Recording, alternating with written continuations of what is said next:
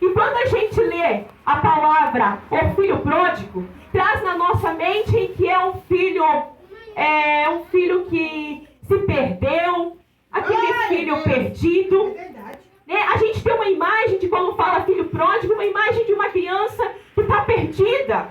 Uma imagem triste traz para nós. E quando nós fazemos menção dessa palavra, haja vista que quando Jesus estava falando essa palavra em parábolas, como Jesus pregava, a Bíblia nos diz que nesse momento estava com ali cercado Jesus, os publicanos, os judeus e os pescadores, que estavam para ouvir essa palavra. A Bíblia nos diz quem são os publicanos. Os publicanos eram judeus, mas trabalhavam para o Império Romano, eles cobravam impostos. Então o povo judeu, os pescadores e os demais da cidade olhavam para os publicanos e viam eles como traidores, porque cobravam os impostos. Quem eram os pescadores? Os pescadores eram as pessoas simples que viviam da pesca. Mas a sociedade deles olhava e viam com maus olhos a vida dos pescadores, pela sua condição financeira. Principalmente os religiosos da época olhavam para os pescadores e menosprezavam. Eles não eram bem vistos na sociedade. Os judeus já eram desde pequeno ensinados a não ter contato nenhum com nenhum deles, nem com os publicanos e muito menos com os pescadores. E uma boa parte dos judeus, nós entendemos pela palavra, que eram quem? Os fariseus, os escribas. Eram pessoas que conheciam a palavra, conheciam as leis, mas não temiam a palavra. Conheciam, mas não viviam. Aí a bênção na vida sua, mas nos outros era treva e assim por diante. Por isso, quando alguém vai contra o teu conceito, a gente fala, é um fariseu. Aleluia. Nesse sentido. Bastante. Amém, irmãos? E aqui Jesus estava falando para este povo. E o que eu acho tão lindo de Jesus, que Jesus ele veio para quebrar todos os protocolos impostos pela sociedade. Jesus chamou 2 deles para ser seus discípulos. Jesus falava com os judeus, falava com todos. Jesus não fazia acepção. Jesus veio para quebrar protocolo que toda a sociedade tinha imposta. E Jesus, por meio das suas palavras, estava ensinando este povo. Estava falando sobre a ovelha que se perdeu, a ovelha perdida. O término da história vai dizer que a ovelha foi achada. Vai falar sobre a dracma perdida que a mulher perdeu dentro da sua casa. Uma moeda tão preciosa. Mas ao término da palavra vai dizer que ela achou a moeda. E aqui ele vai falar sobre o filho pródigo. O significado da palavra pródigo é gastador, esbanjador. Sabe aquela pessoa que gasta aquilo que não deveria? Que gasta demais? Esse é o filho pródigo. A tradução e o significado da palavra pródigo é gastador. Aquele que esbanja, aquele que extravasa. Esse é o significado da palavra pródigo.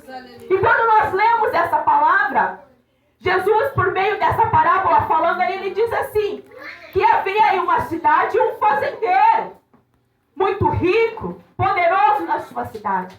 E ele tinha 2 filhos, um mais velho e um mais moço. E ele vai nos dizer que o mais moço chega diante do pai e diz o quê? Pai, dai-me a parte dos bens que me pertencem. Nós sabemos que nessa época, e os irmãos aqui que estão um pouco mais antigos vão saber que para você chegar e pedir algo para o pai, antigamente não era assim que nem hoje, né? Hoje em dia as crianças ficam ali incomodando e você cede. Mas eu lembro meu pai, já falecido, minha mãe, na sua infância, era mais difícil, não tinha tanto diálogo com o pai para pedir assim. E principalmente, os irmãos, neste tempo, na cultura judaica, os pais tinham uma certa distância. Glória a Deus. Não se faziam esse pedido. Mas nós vemos que nessa casa, esses 2 moços foram criados e tinha sobre eles uma liberdade de expressão, a qual o filho chega confortavelmente e diz, pai, dai-me o que me pertence. Aleluia, é verdade. Só que nós sabemos que herança só pode ser dividido quando a pessoa morre. Mas o pai estava vivo, mas ele estava pedindo algo que não pertencia a ele, algo que não é dele, não estava no momento. Para receber herança é só depois que falece, mas o pai estava vivo.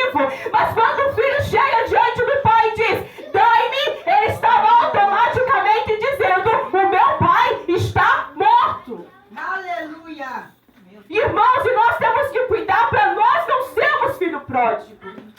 Porque muitas vezes nós fazemos orações, é só dar-me, Senhor. Ah, Senhor, dá-me isso. Ah, Senhor, dá-me aquilo. Aleluia. Ah, Senhor, dá-me aquilo. E só pedimos, não, dai-me.